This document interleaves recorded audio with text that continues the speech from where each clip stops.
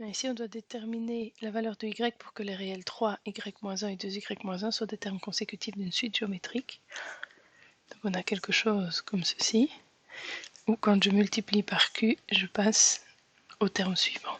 Donc ça veut dire que 3 fois q doit être égal à y-1 et que y-1 fois q doit être égal à 2y-1.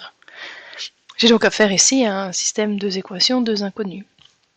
C'est tout à fait possible dès lors de dire que q est égal à y-1 sur 3 et aller le substituer dans la ligne en dessous. Donc on a y-1 fois y-1 sur 3 qui doit être égal à 2y-1.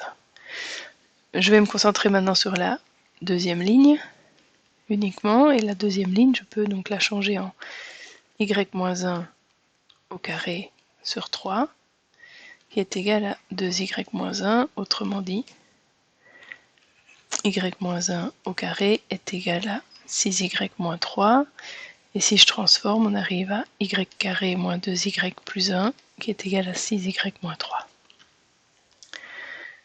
Si je ramène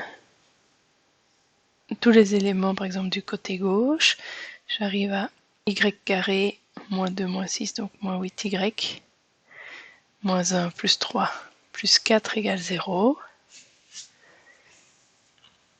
Ça, c'est une équation du second degré que je peux résoudre en delta. Et donc delta ici vaut b carré, donc moins 8 au carré, moins 4 fois a qui vaut 1 fois c qui vaut 4, ce qui fait 8 fois 8 au carré 64, moins 16, ça fait un delta de 48.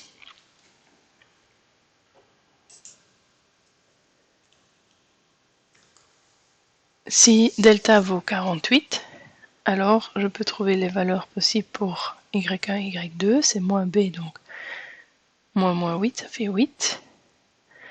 Plus ou moins racine de 48 sur 2, puisque a vaut 1. Racine de 48, ben, on sait que 48, c'est 3 fois